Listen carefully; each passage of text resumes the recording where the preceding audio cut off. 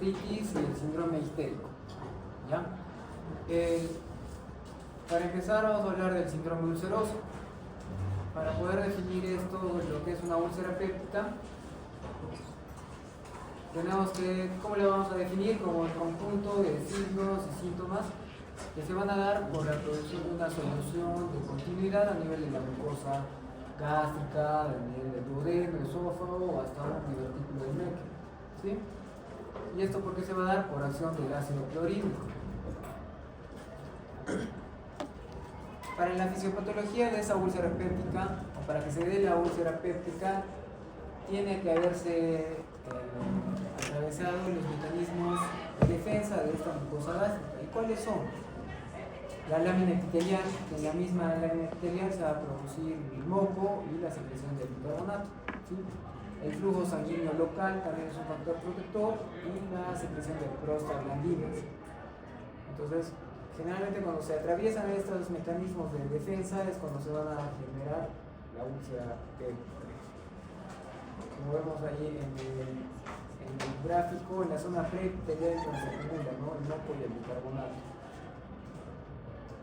Como agentes etiológicos más frecuentes vamos a tener el Helicobacter pylori y los AINES, pero no van a ser los únicos, ¿no? Más adelante vamos a ver que hay otros que van a participar en la etiopatogenia de esta enfermedad.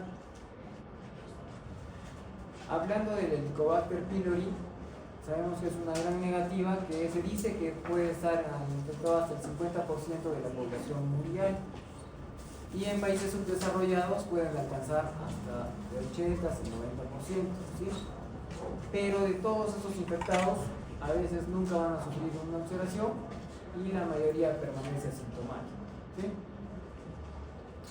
Entonces, para hablar un poco del Helicobacter pylori, sabemos que esta bacteria se caracteriza por sus flagelos que le van a ayudar a movilizar a la mucosa gástrica, de que tiene la ureasa, ¿no? Que permite desdoblar la urea.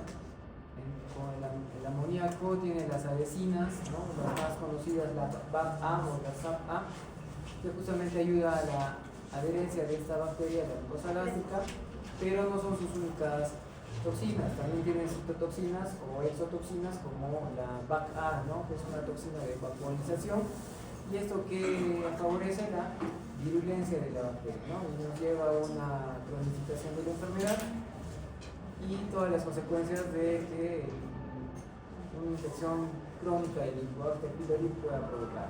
Entonces, si hablamos de una infección aguda, ¿qué puede provocar inmediatamente? Elevación de la somatostatina, por ende la disminución de la gastrina y el ácido clorhídrico.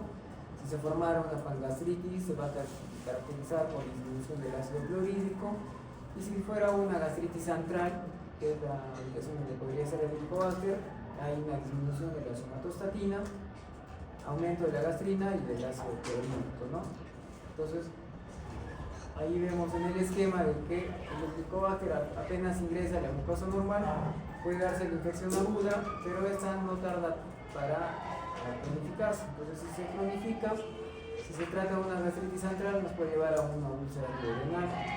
Si esta se trata de una pangastritis no atrófica o una gastritis atrófica, acá ya el escenario se complica, ¿no? Porque ya al haber cambios en la mucosa, podríamos estar hablando de una úlcera gástrica o de un linfoma mal o de un cáncer gástrico, ¿no?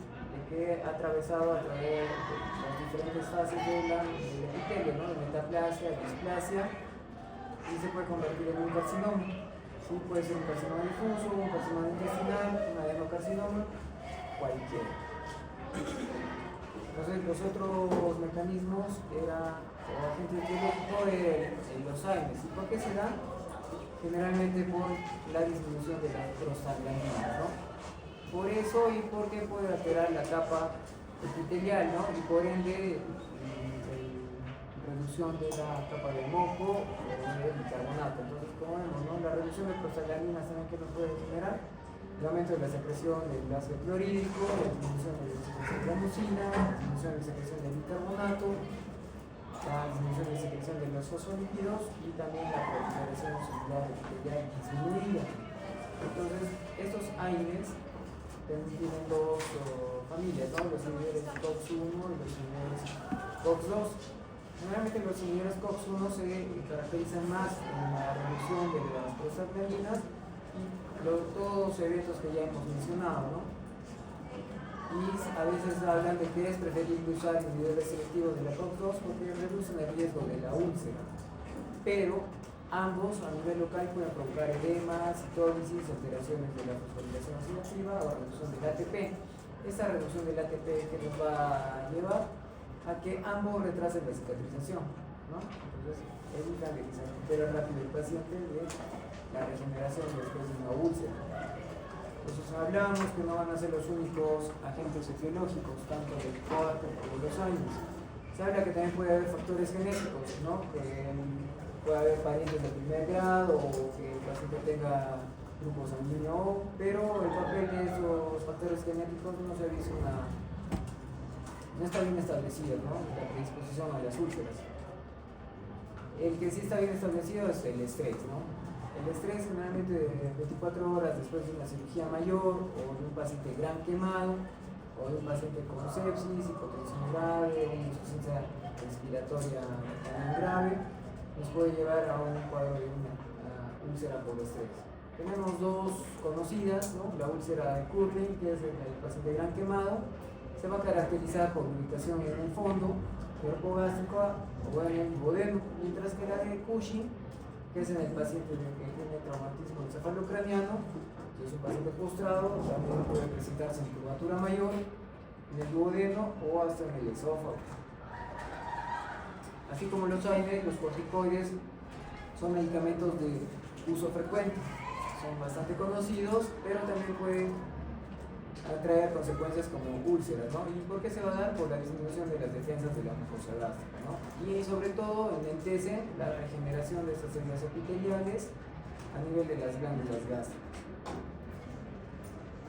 El tabaquismo y el alcohol, ¿cómo nos va a provocar las úlceras? Generalmente el tabaco va a dificultar la cicatrización de las mismas, ¿no? Y favorece las recidivas, mientras que el alcohol recién en concentraciones elevadas pueden provocar lesiones gástricas difusas, ¿no? Pueden empezar con gastritis erosivas, pero si se va concomitante con el tabaco pueden hacerse más graves y ulcerarse.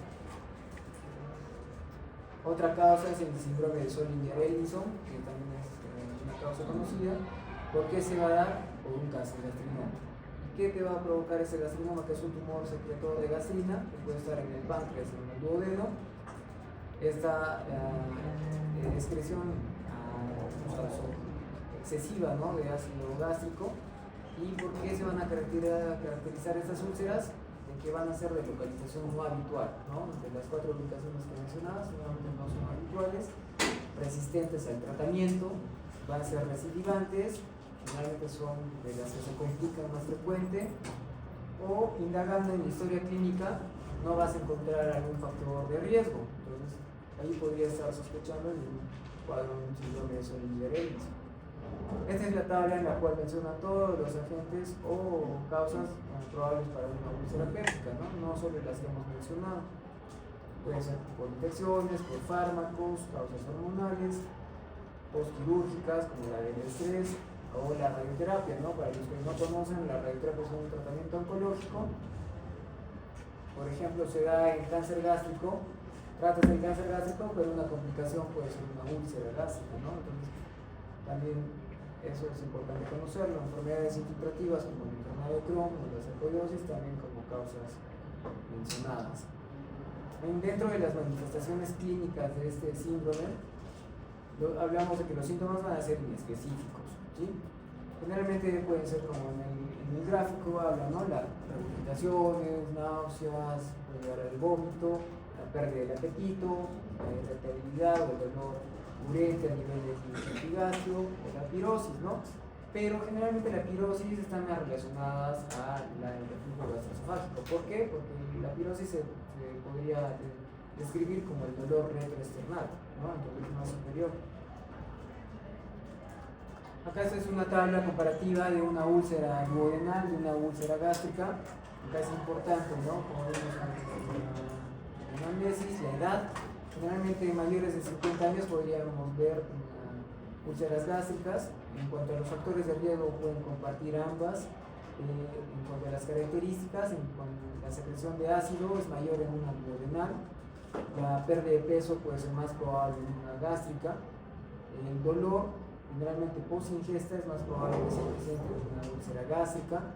El alivio del dolor también es una característica importante, ya que en una úlcera duodenal, después de la ingesta de alimentos, en una úlcera duodenal el paciente va a referir alivio, mientras que el paciente de úlcera gástrica recién el alivio lo encuentra cuando refiere que ha vomitado, ¿no?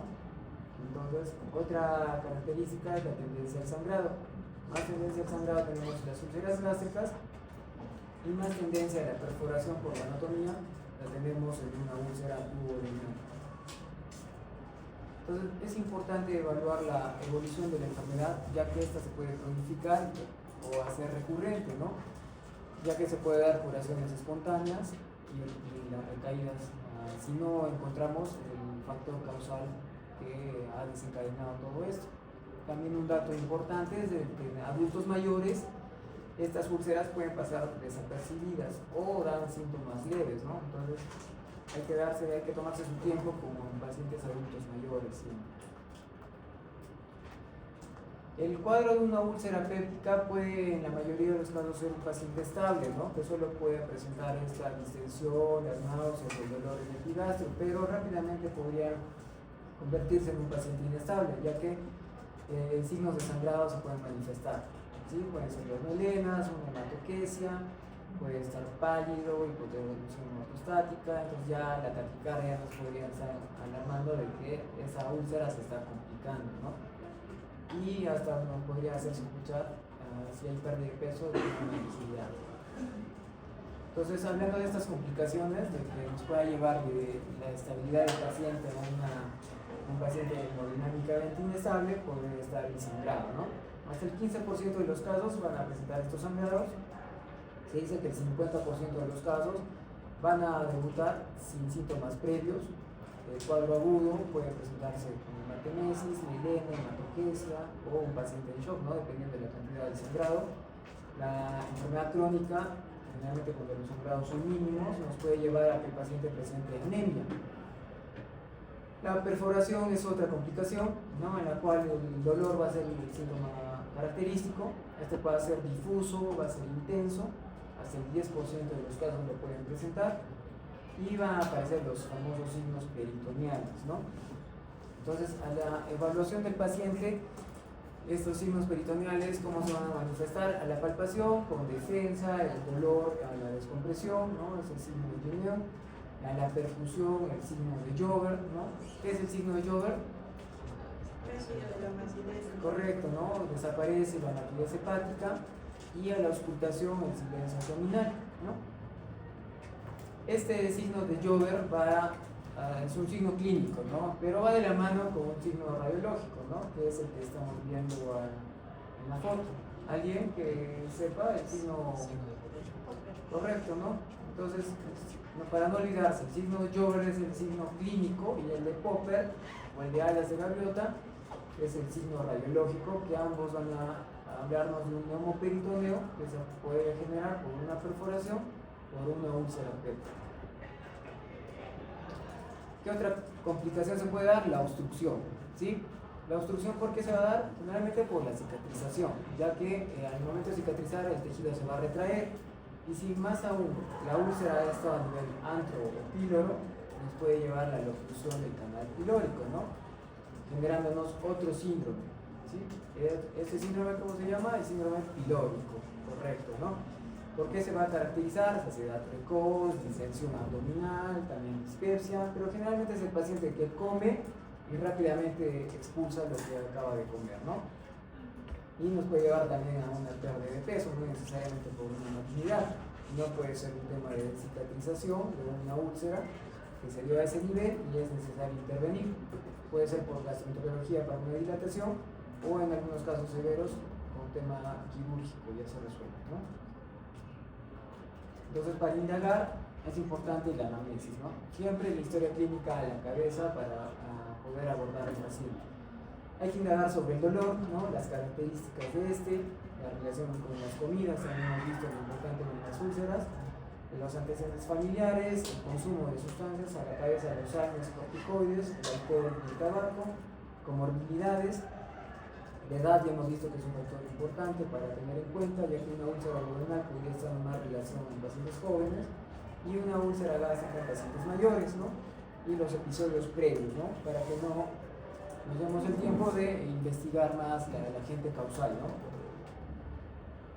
El examen físico puede ser normal si no hubiera complicaciones o puede ser un dolor discreto a nivel de identidad. Acá va a ser importante, ¿no? Los estudios complementarios a la cabeza, la endoscopía, ¿no? No solo para visualizar la úlcera, sino también para poder hacer una biopsia, así poder identificar el Helicobacter pylori y recibir el tratamiento oportuno, porque si tú identificas el Helicobacter y no recibe el tratamiento, el Helicobacter, como vemos acá en el gráfico, nos puede generar la evolución, ¿no? De un epitelio normal, que con el tiempo puede ser una gastritis superficial, una gastritis crónica, ya signos de atrofia, metaplasia, displasia y por ende un carcinoma, ¿no? Entonces, o un linfoma también, ¿no? Entonces es importante, si se encuentra el Helicobacter, tratarlo, ¿no? Y acá es donde entran pruebas de identificación del Helicobacter, no necesariamente todo es endoscopía, hay pruebas de la ureasa o el test de aliento, ¿no? Para ver a veces después de una endoscopía, recién tratamiento y ver si ya se logró erradicar el Helicobacter. Acá la sensibilidad y especificidad de todas estas pruebas puede ser desde serología o hasta cultivos por endoscopía, ¿no? Entonces entramos a lo que es gastritis. Entonces, gastritis, como recomendación siempre es evitar caer en el error, ¿no? De que gastritis, a todas las epigastralgias llamamos gastritis, ¿no?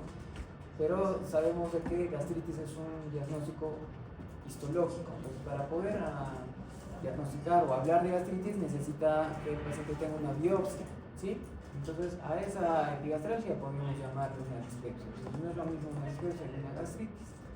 Y cuando hay alteraciones en la mucosa gástrica, pero sin signos de inflamación, estamos ante una gastropatía. Acá la tabla etiológica, ¿no? Que nos podría diferenciar una gastritis de gastropatías, ¿no? Tenemos gastritis de causas infecciosas, autoinmunes, por ejemplo, tenemos la tiroiditis de Hashimoto o una enfermedad de Addison, granulomatosas como la enfermedad de Crohn o sarcoidosis. En gastropatías tenemos gastropatías reactivas como la de reflujo biliar, o tenemos las vasculares por hipertensión portal en pacientes cirróticos, por ejemplo, ¿no? Si hablamos de inflamación a nivel de la mucosa gástrica, podríamos hablar de cuadros agudos y crónicos. Hablan de que cuadros de evolución menos de 30 días podrían ser agudos, mayor de 30 días crónico, y dependiendo del cuadro o el agente etiológico. Entonces, si hablamos de clasificación, según la afección de la mucosa gástrica tenemos aguda y crónica. En la aguda el patólogo nos va a referir de que hay polimorfos nucleares en la muestra, ¿no? Entonces ahí podríamos todavía hablar de un cuadro agudo, mientras que en la crónica ahí podría haber signos de atrofia o hasta metaplasia, lo que vimos, ¿no? En la evolución de un epitelio normal hasta un carcinoma. Hay otra clasificación, ¿no? Si es erosiva o no erosiva, ¿no? Esta erosiva nos puede llevar a gastritis hemorrágicas por uso de AINES, aspirina, alcohol, infecciones virales como citomegalovirus, los quemados, shock o los intervenciones quirúrgicas grandes, ¿no? Mientras que la no erosiva puede dividirse en tres grupos, ¿no? Tenemos la gastritis tipo A, la B y la AB, ¿no? Que es la pangastritis. La tipo A, generalmente ubicada en fondo del cuerpo, tenemos relacionadas más a causas autoinmunes, pueden estar relacionadas a anemias perniciosas, a la cloridio, alto riesgo de adenocarcinoma o altos niveles de gastrina, mientras que la tipo B tenemos causa bacteriana, por eso puede ser la AB, puede ser una extensión de la B. La ubicación también pueden compartir ambas, que es la antopilórica, y hay bajo riesgo de que pueda transformarse en un cáncer, ¿no? Un adenocarcinoma. Las manifestaciones clínicas, síntomas inespecíficos, muy similares al síndrome ulceroso, las náuseas, vómitos, la distensión, el dolor abdominal, el dolor urente, la pérdida del apetito, ¿no? El examen físico lo mismo, ¿no? Puede pasar desapercibido, la palpación puede ser normal si no existiera complicaciones o un dolor discreto a nivel del epigastrio.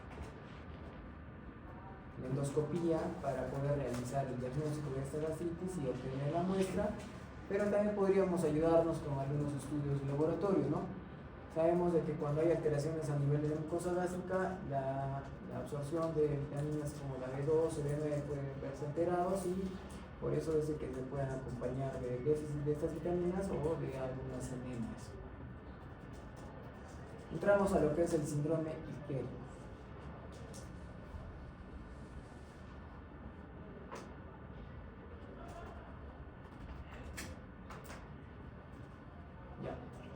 Síndrome ictérico. Para hablar de síndrome ictérico tenemos que hablar de ictericia, ¿ya? La ictericia es la coloración amarilla de piel y mucosas, pero para poder hablar de ictericia tenemos que tener niveles de bilirrubina por encima de 2 miligramos por decilitro. No basta con esto, ¿no? Sino también hay que saber diferenciar ictericia de una pseudoictericia. La ictericia, como ya dije, ¿no? Altera tanto piel y mucosa. Los niveles de bilirrubina se van a ver alterados. No va a estar en relación a una ingesta alta de alimentos como los carotenos y generalmente puede ir de la mano con alteraciones de pruebas de función hepática, mientras que la pseudoictericia solo colorea la piel, no te va a alterar los niveles de bilirrubina, sí puede estar en relación al consumo de alimentos tipo zanahoria, papaya como en el ejemplo, no hay alteraciones de pruebas de función hepática y puede estar en relación a otras enfermedades crónicas, ¿no? Como insuficiencia renal crónica o diabéticos con dislipidemia o hipotiroideos, también pueden tener esa coloración. Para hablar un poco de ictericia hay que conocer nuestra anatomía, ya que las causas de ictericia tenemos las causas prehepáticas, hepáticas y poshepáticas. Tenemos que conocer muy bien lo que es el árbol biliar, sobre todo por las causas poshepáticas, ¿no? Las obstructivas. Y también saber, ¿no? Recordar, ¿no? que la bilirrubina, por la degradación del grupo hemo a nivel de la cinta del retículo endotelial, le va a dar la formación, liberación, la captación, el almacenamiento, la conjugación a nivel del hepatocito, la excreción, se va al flujo biliar y la excreción, ¿no? Como estercobilinógeno, urobilinógeno. No sabemos de que casi el 80% de la bilirrubina se va a excretar por las heces, entonces es importante saber o recordarlo sobre todo. Entonces, la clasificación tenemos a predominio de la bilirrubina no conjugada o indirecta, ¿no? Que van a ser las causas prehepáticas, ¿no? Antes de llegar al hepatocito, puede ser por producción excesiva. Entonces, ¿por qué se va a dar? Por hemólisis, por eritropoiesis ineficaces, absorciones de hematomas. De causas hepáticas tenemos lo que es la alteración de la captación. El típico ejemplo es el síndrome de Gilbert. En la disminución de la conjugación tenemos la ausencia o déficit parcial de la enzima glucoroniltransferasa, ¿no? Que si es hereditaria estamos hablando del síndrome de Crigler-Najjar. Sabemos que existen el tipo 1, tipo 2, el tipo 1 que es el de la ausencia total, tipo 2 parcial, y por ende el tipo 1 va a tener los síntomas más severos, ¿no? Si fuera adquirida, fármacos, consumo de tóxicos, hepatopatías graves, inmadurez transitoria, como el ejemplo de la ictericia neonatal. Si fuera predominio de la bilirrubina conjugada o directa, tenemos causas hepáticas, ¿no? Porque ya se vio en el hepatocito la conjugación. Tenemos trastornos hereditarios a nivel de la excreción, que es el síndrome de Lubin-Johnson, Lubin-Rotor, por lesión hepatocelular, que pueden ser por causas de hepatitis virales o alcohólicas, por fármacos o cirrosis, por colestasis intrahepáticas. Tenemos agudas, el fármaco, sepsis, embarazos, ¿no? Sabemos que el embarazo va a causar colestasis, es algo muy frecuente.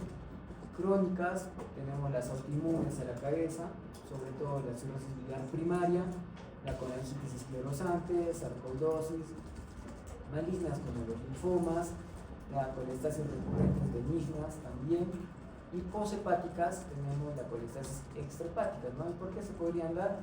Colecolitiasis, Estos colecoliquiasis pueden ser de un paciente después de una cirugía de colestectomía, que era un cálculo residual, se ubica en el colédoco y rápidamente después de la cirugía el paciente se torna histérico, ¿no? O puede ser por neoplasias, algunos ejemplos como el tumor de cabeza de páncreas, un colangiocarcinoma, ¿no? Que es el cáncer de vía biliar, o el famoso ampulón. Entonces, para indagar de la ictericia tenemos que hacer bien nuestra historia clínica, ¿no? Anamnesis y examen físico a la cabeza, ¿no? Y ya después nos podríamos acomodar o ayudar con los exámenes de laboratorio y los de imagen.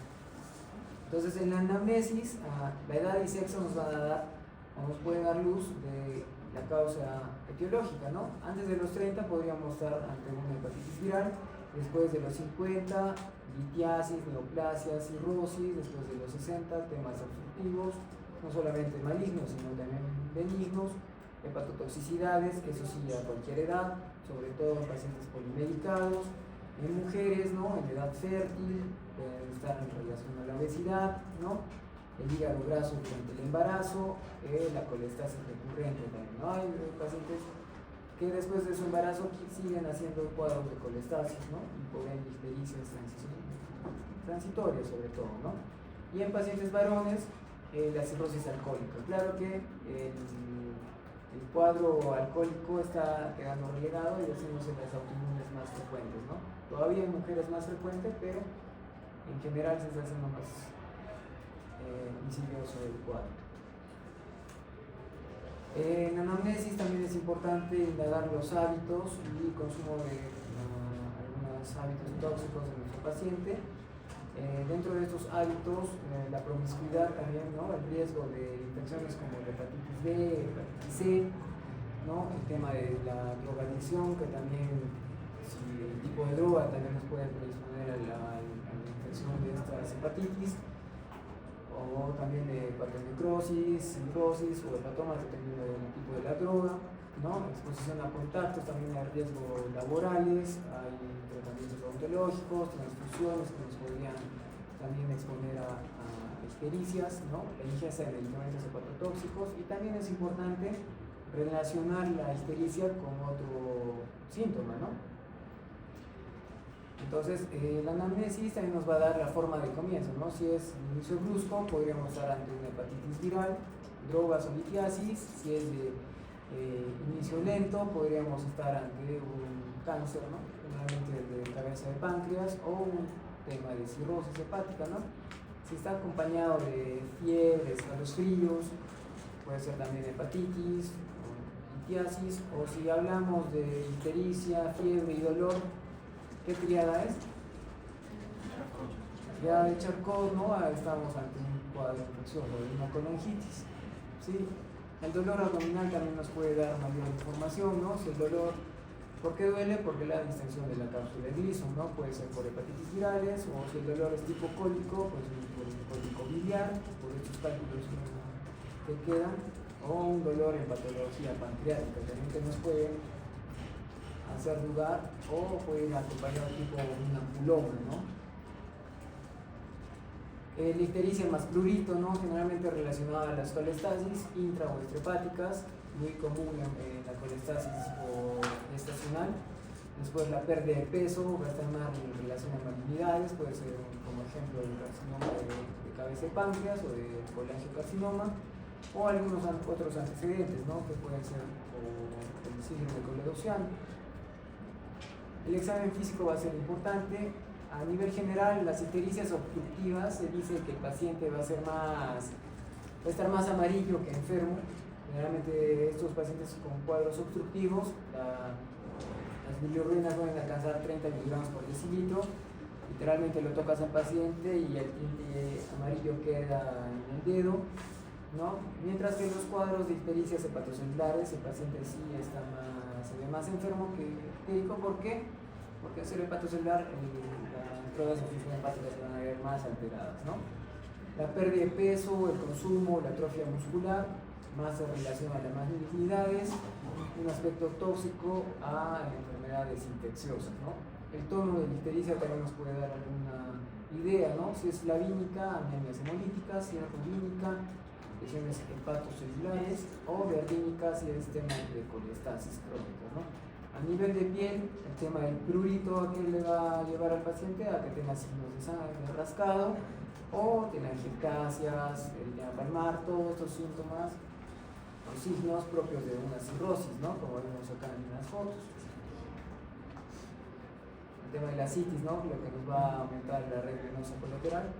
Ginecomastia también puede ser vista. En el examen físico también es importante indagar el sistema linfático, ¿no? Porque la combinación de ictericia como de megalias puede tener infecciones virales como la mononucleosis o los linfomas, ¿no? Que son neoplasias hematológicas. A nivel de la palpación de vesícula, si es una vesícula palpable, tenemos la ley de Courvoisier-Terrier. Si tenemos hígado palpable, ¿no? Si ese hígado es grande y doloroso, puede ser una hepatitis viral. Si tenemos un hígado firme, borde filoso o el signo del témpano, tenemos un hígado cirrótico. Si es macronodular o pétreo, puede ser metastásico o un primario, ¿no? De hígado, que podría ser un hepatocarcinoma también. Si se palpa el vaso, esto estamos ante una esplenomegalia que puede estar relacionado a cuadros de hemólisis, el color de la orina y las heces, importante, ¿no? El síndrome coledociano.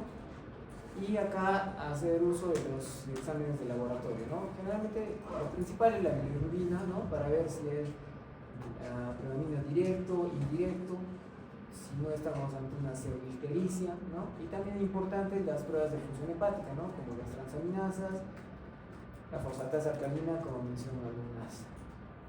Entonces, el hemograma también nos puede dar alguna luz, ¿no? Si hay enfermedades crónicas, nos puede ir acompañadas de anemia, o si hay temas infecciosos, ¿no? Si hay leucocitosis, infecciones bacterianas o virales en las leucopenias, ¿no?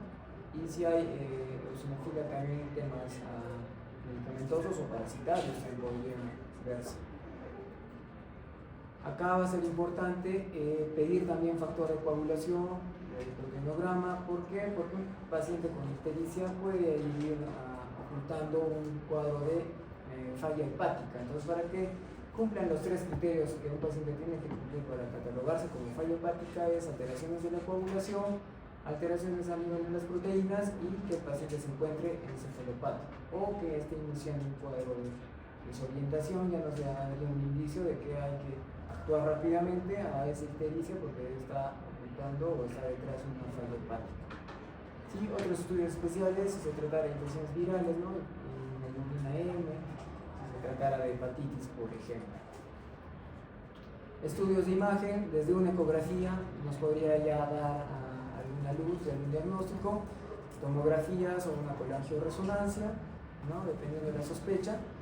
Si habláramos de estudios invasivos, tenemos, ¿no? El ejemplo de un cálculo residual por post una colestectomía, tenemos el CEPE, la biopsia hepática, que no solo va a ser para malignidades, sino también para enfermedades autoinmunes, tenemos que corroborarlo con esta biopsia, y el cuadro o un estudio endoscópico nos podría ayudar de temas obstructivos, ¿no? Extrínsecos de vía biliar. Muy bien, muchas gracias.